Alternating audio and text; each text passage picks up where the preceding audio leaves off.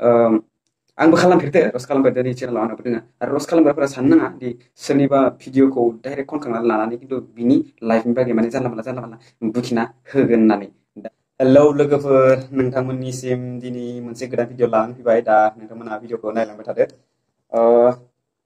दा जोंनि बर' इउटुबारफोरनि गेजेरावनो माने कन्ट्रभारसि जालायदों आरो दाख्लै नुदों। माने नामखौ आङो मख'थ'ला, माने डाइरेक्ट मख'बा आरो आंजोंसो बबावबा कन्ट्रभारसि जालायबावगोन ना।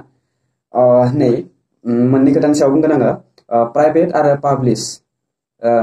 माने बे इउटुबनि भिडिअ आपल'ड खालामनाय प्राइभेट आरो पाब्लिश बेखौ आङो बुङाखै, माने गावनि खोथाखौ बुंगोन आङो। जेनेबा माबा मोनसे जाथाय, माबे बाथ्राखौ पाब्लिश खालामनांगौ आरो माबे बाथ्राखौ प्राइभेट खालामनांगौ एसे नोजोर होनाया मोजां आरो। दा बिनि खेत्रआवनो गासिखौबो एनालाइसिस माने बिजिरनानै होजोबा, एसे फोरमायनानै होगोन आरो।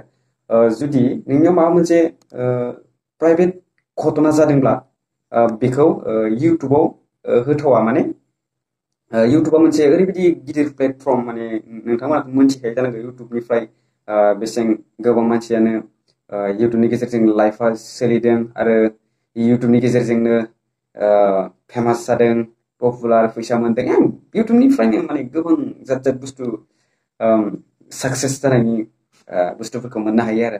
दा बेनिखायनो बुजिनांगौ माबे बाथ्राखौ जेनेबा इउटुबाव होनाया मोजां। आरो बेहाय थाखायो माथो जेनेबा कन्टेन्टस, मा कन्टेन्ट लानानै बानायगोन, मा खोन्दोनि मा आयदानि भिडिअ बानायगोन बेखौ होनाय थाखायो आरो मोनथिखायो गासैबो माबोरै भिडिअ बानायनांगौ। दा बेनिखायनो आं बुंनो सानदों, जेनेबा नोंहा लाइफआव माने सोरबा लाइफआव माबा जादोंब्ला बेखौ इउटुबाव माने बिजिरना होनाङा प्राइभेट खोथाखौ। माने गाव बिजिरना होदो, बे बेलेग। जुदि माबा मोनसे थारैनो गिदिर प्रब्लेम जादोंब्ला बेखौ मा दोङो नोंथांमोना मिथिखायो, मा दोङो निउसआव हरनांगौ, नङा होमबा? बांद्राय गिदिर खोथाब्ला आरो प्रब्लेम जाद्रायदोंबा निउसआव होनांगौ। माथो ने, निउसआव होनाबानो जाबाय, माथो आरोलाय।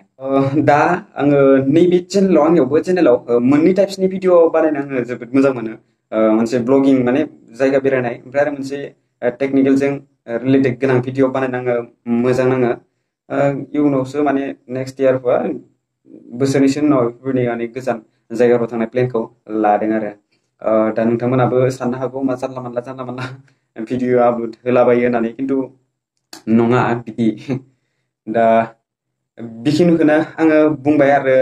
माने रस्टिंआबो माने रस्ट खालामनायाबो सोरनिबा लाइफखौ माने एटेक खालामहैनाय बिदि जायो। माने एटेक खालामहैनाय आरो बिनि मोजां गाज्रिफोरखौ बुंफुरना होनाय जायोना बबेबा माने रस्ट खालामनायफोरा।